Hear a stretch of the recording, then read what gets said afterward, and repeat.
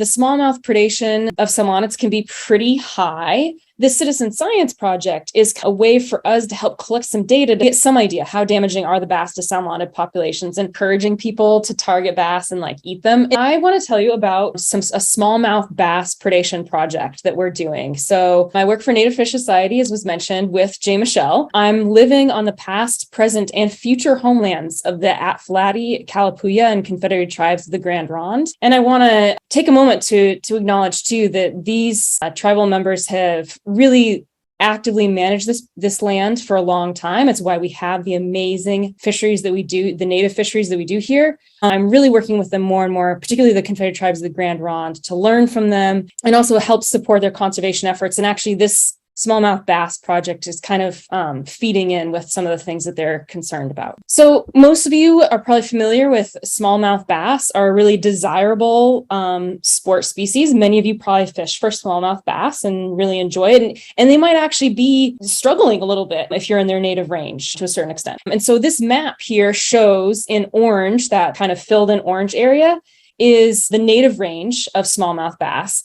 And then those dots are showing every place where smallmouth have been captured. So this is from a USGS database. And you can see that they've been captured in a large area outside their native range, including even the Hawaiian island, which is I had no idea that was the case, and I don't enjoy seeing that. But so while they're really a wonderful species in their own native range, as often happens with some of these invasive species, they're not so great to have in introduced areas. This citizen science project is a way for us to help collect some data to get some idea how damaging are the bass to salmonid populations, and where exactly in watersheds are they the biggest threat, and at what temperatures do they start eating salmonids, when do they stop eating them in the fall, are they actually higher in the watersheds than we think they are. And so this is from a study from 2006 in the Yakima River Basin in Washington State, looking at smallmouth predation on salmonids. And so you can see this is over, the course of a number of years. The smallmouth predation of salmonids can be pretty high in a watershed. I think it's also interesting to note, this is in the, late 90s, early aughts. And so when people were doing some bass predation studies in this time period in the Pacific Northwest, fisheries biologists weren't super concerned with what they were finding at the time, because they're like, oh yeah, they're around, they're eating salmonids, but not in crazy numbers. And now, but we found with climate change in particular, that's starting to change a little bit. And so this is just a screenshot of a slide that Chris Lorian from the Oregon Department of Fish and Wildlife presented before our Fish and Wildlife Commission in September of last year, that the Couqille River Chinook are doing really, really poorly. They dropped off really suddenly. So they went from being well in their kind of desired abundance to now being well below their critical abundance. So there's actually only there were thousands before, and now there's only a couple hundred coming back. And they've discovered that probably one of the biggest limiting factors in the watershed is a huge population of bass that's growing. And they're putting fishery restriction in place, doing some of these other things to try to reduce harm to the Chinook. Bass seem to be kind of a major limiting factor recovery in those areas. And so this is a photo that my colleague Kirk Blaine, who's a Southern Oregon coordinator for Native Fish Society, took. He actually went out with the Oregon Department of Fish and Wildlife biologists and did some electrofishing of bass in the Couqille River. So that's when you put kind of electrodes in the water and it stuns the fish. It actually doesn't kill them, and you net them. And then they processed all the fish and they looked at the stomach contents of the bass. And so this, you see, that's not actually a very big bass, right? But look at the salmonid, the juvenile salmonid that it ate. So that came out of its stomach. Probably well know, if they can get their mouth around it, they'll eat it. They're what makes them fun to fish for, right? Is they're really aggressive. There's still a little bit of hesitancy. So that, there's a couple of places where bass are recognized as maybe being a threat to salmonids, but in a lot of other places, and probably because they're such a great sport, ODFW is hesitant to manage them as really an invasive species. They really still want to manage them as a sport fish or game. This citizen science project is a way for us to help collect some data to get some idea how damaging are the bass to salmonid populations, and where exactly in watersheds are they the biggest threat, and at what temperatures do they start eating salmonids? When do they stop eating them in the fall? Are they actually higher in the watersheds than we think they are? And so I came up with this project, and we're focusing on a few different watersheds. The reason we're focusing on these specific watersheds is because there's no limit on take on smallmouth in these watersheds. So you can fish for bass all day long. You can take 100 home if you can catch that many, no limit. And so what that is really good for us is from a scientific perspective, it allows us to then get a really good estimate of catch per unit effort. So if you had to limit your catch to say only 3 or 5 a day, then it's like, okay, it's hard for us to know then like how many fish are really out there. Maybe you caught those in 5 minutes. These are also watersheds where we're thinking there's probably a large effect of bass on the salmonid population. So one is the Umpqua watershed here. I wasn't able to find a great map of the Molalla Pudding River, but this is the watershed that's closest to the Portland area. It's actually really convenient, also beautiful. So that's one. And then the Deschutes, which probably actually most people on this call are maybe most familiar with. They've heard of the Deschutes. And as far as the amazing steelhead that are found in the Deschutes, it's increasingly becoming known for bass, unfortunately, especially in the lower Deschutes, and the John Day. And bass have been a problem in the John Day for a long time. So these are basins that you can catch as many fish as you want. And so that'll really help us. And so we created this project on the citizen science CitSci platform that was created by Colorado State University. And it's a great platform because this is actually something to just share with all of you in general, in case you're interested in starting your own citizen science project, that this is a free application. It's a free platform. You can go on and just, create a sign in and create project and create a data sheet. And then people can download the app and use it on their phone. And so you don't have to go out and pay a developer, $10,000 to create your own app. So it's really great. If you want to find out more, it's kind of easier to read on the web version if you want to kind of look into the background details of this. But really, you probably want to download it on your phone to collect the data. So it's available for Apple and Android. And I'm going to just kind of walk people through recording data here. So you want to make sure to register when you have cell reception. That might seem obvious, but still want to check in on that. And then before you leave reception, this is really important. So this is a downside of this particular app, is that will sometimes kind of unpredictably kick you off if you haven't used it recently. And so you want to make sure you check your login status before you leave reception, just to make sure you're still signed in, because obviously if you're out in the boonies and you don't have reception, you're not going to be able to log in. So make sure you do that before you leave reception. Once you've registered and created an account, all you have to do is in the project search area here, if you just type in smallmouth, you'll find our project. We're the only smallmouth bass and science project currently. And so you'll get this smallmouth bass predation, and you can just go ahead and click that button that says add data. And the first step will be to use your current location. So if you've got your phone, you can still have the GPS still function even if your reception isn't working.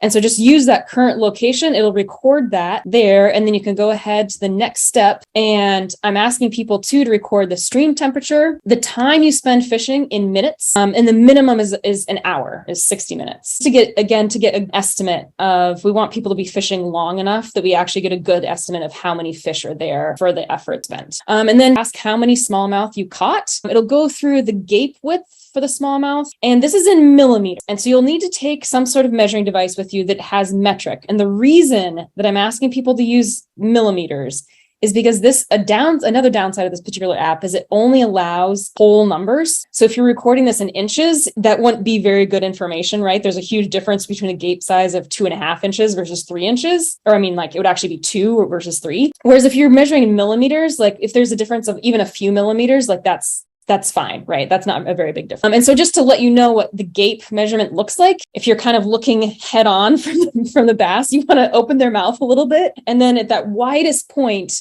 kind of between their mouth there, you want to measure how wide that is. So that gives us an indication of kind of what size prey they can eat. And then we want the total length of the fish too. And so that's measuring kind of from the tip of the nose and then to the tips of the caudal fin. Thank you, tail fin. So the two lobes, sometimes it can be a little tricky. So if you kind of like smush them together a little bit, it'll be easier to see where they line up. But so this picture is supposed to give you an idea of what that measurement is. And then after that, so the whole idea is that this is an invasive species. We're killing these fish. This is some lethal take, right? And so then you're going to measure, also going to take the stomach contents. I suggest wearing some gloves for the stomach content. And basically I'm asking people to record any native species they find. And really not even native species, just any species that they find. So whether it's a salmonid, they'll also be eating sometimes amphibians. They can even eat small mammals, or you know the sort of fly patterns that they go after, right? So that represents some of the diversity they'll eat. So really anything that you find their stomachs to go ahead and record. And then, so what I've created on this too is that you see how there's this little plus button on each question where it asks for the individual measurements of the fish. So you'll need to click on that, and then you can add the extra fish. So if you caught 3 fish, that then you'd fill out do the measurements for all the first fish, and then go through and click those, add a new observation for your next fish, and go through and add all of those. Otherwise, you can't actually create a whole like observation for each fish. If you feel more comfortable and like doing that better, that's fine too. It'll be between your location, the time, and everything like that. I'll be able to tell, if it's from that same fishing pattern. And then this is another really, really critical thing is that when you're out of service and doing this, you need to remember to upload your data when you return to service. So it's no problem to record when you're out of service, store that on your phone. But then when you come back, you need to click on that sort of little hamburger menu there. And then if you click on that observations to upload, it'll show you kind of all the observations when you're out of service, and just, go through and make sure that you upload all of those data.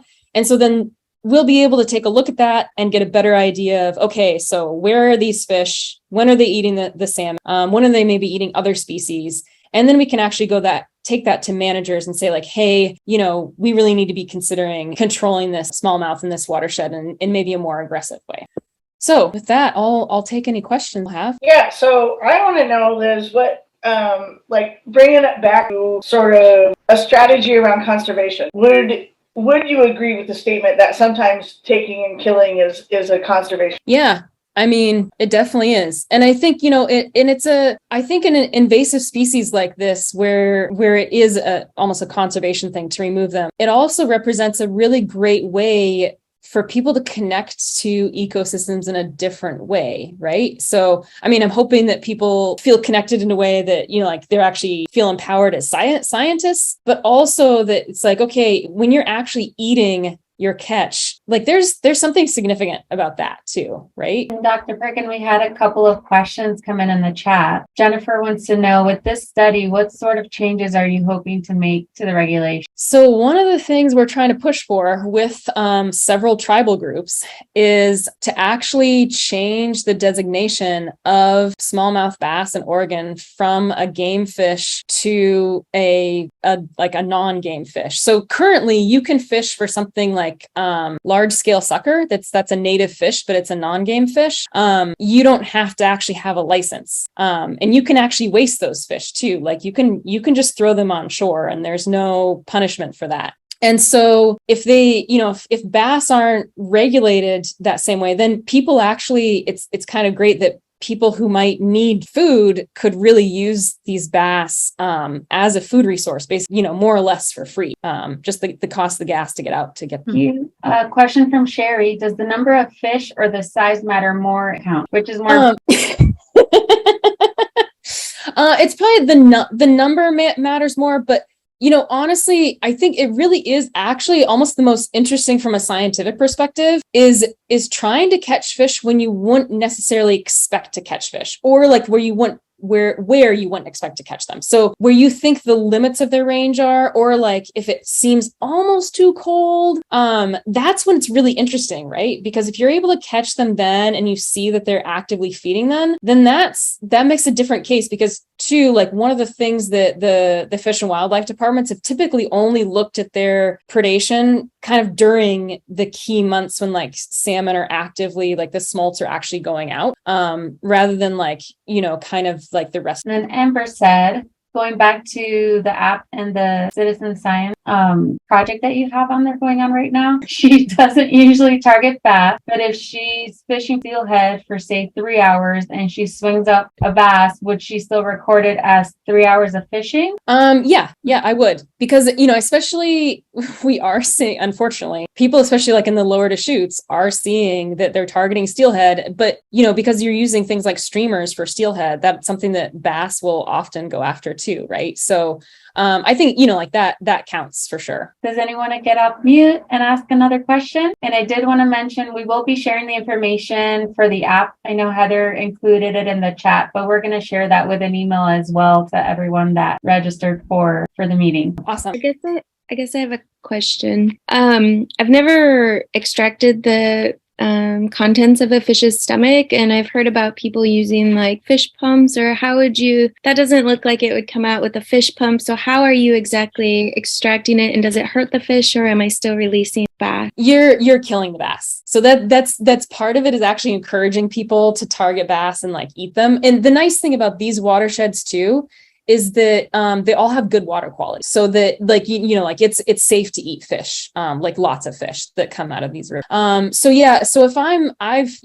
puked fish before, so this is like cutthroat in their native range, where then you're kind of like tilting them upside down and you're forcing water into their stomach, and then it looks like they're throwing up like their stomach contents. That's not what you're doing here. You're actually just going to cut them open and take the stomach out, and just cut the stomach open and see what's in there. So to make it easier too.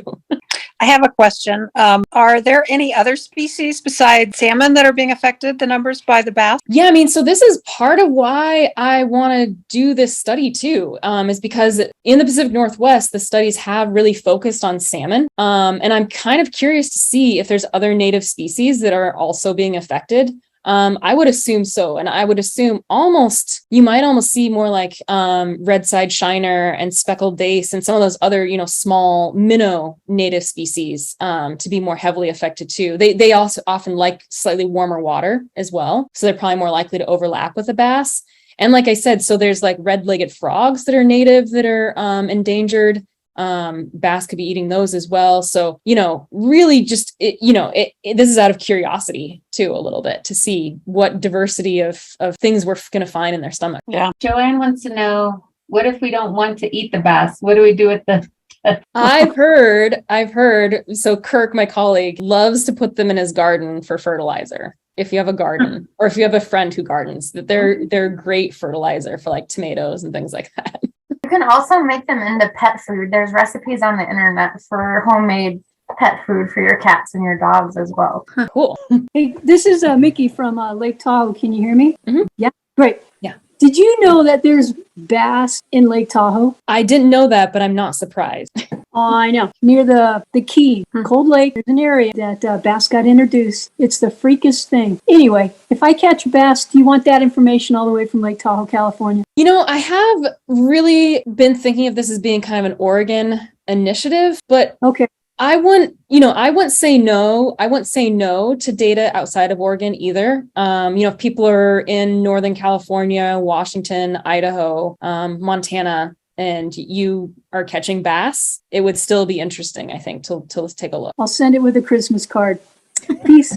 What is the range of this initiative? Yeah, so I think that kind of ties back to the last answer, where it's, if you're in a place where bass are invasive, and I guess like my only requirement is that you have to be fishing in a place where there's unlimited take on bass. And so that's just, again, because we want to get that sort of estimate, that the catch per unit effort, so how many fish you've caught over that period of time, really gives us an indication of what the population density is like. And so we don't want that to be biased in any way by there being a limit on take. Cool. Yeah, that Awesome. kind of goes back to what Katie just posted in the chat, that they have smallmouth where she lives, but they're only in lakes and they're not allowed to harvest them. So it sounds like the rainbows are keeping them in check. Awesome. Well, thank you, Dr. Perkin. We appreciate you being with us tonight. And thank you so much for all of that information. And like I mentioned, we're going to share the info for the app. So if anyone is already in Oregon or is visiting Oregon and you're going to be doing some fishing, then you can go ahead and download it and provide some of your information as well. Thank you. Thank you.